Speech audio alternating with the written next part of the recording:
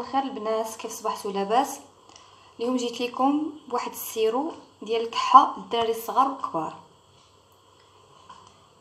ساهل وانا كنعرفو ديما كنديرو لبنتي، قلت علاش لا ما نشاركوش معكم. هاد النهار صبحات بنتي فيها الكحه وكنت غنصاوبو، قلت نشاركو معكم. بسم الله. فيه السكر كلاصي، زيت البلديه والقرفه، ما نديروش هادشي كامل. بسم الله.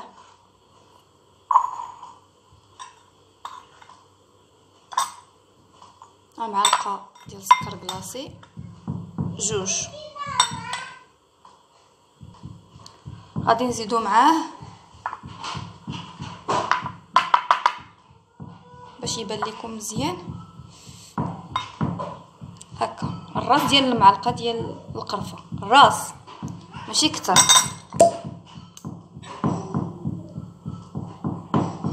معلقه جوج.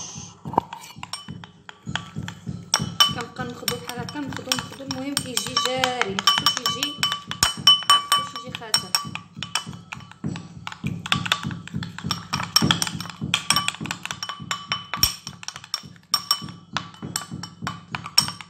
ساهل، ممكن لاي واحد يوجدو لولادو.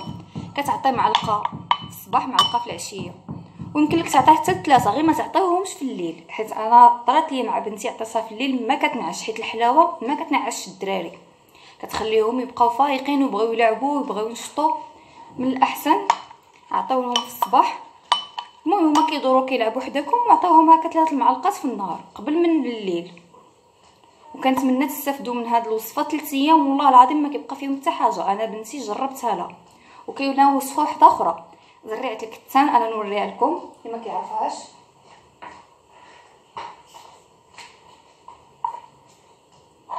ها انتم البنات، ياك واضحه.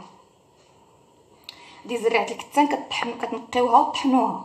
من بعد ما كطحنوها كديو لها نفس الطريقه بحال هكا، غير بالزيت البلديه بوحدها، ما فيها لا قرفه لا والو، غير بالزيت البلديه. يومين 3 ايام كتعطيوها لوليداتكم. هذه ديال زريعه الكتان يمكن لكم تعطيوها لهم حتى في الليل، ما كيوقع حتى شي حاجه، وبالشفاء ان شاء الله. تابعوني في القناه ومرحبا بكم عندي، وديما ان شاء الله الجديد. واللي اول مره كيشوف القناه ديالي يدير لي جيم واشترك عندي وفعلوا الجرس. حتى اللي مشتركين عندي فعلوا الجرس باش كل ما درت شي جديد، شي فيديو جديد، يوصلكم ان شاء الله. والى اللقاء، الى الموعد القادم. باي باي.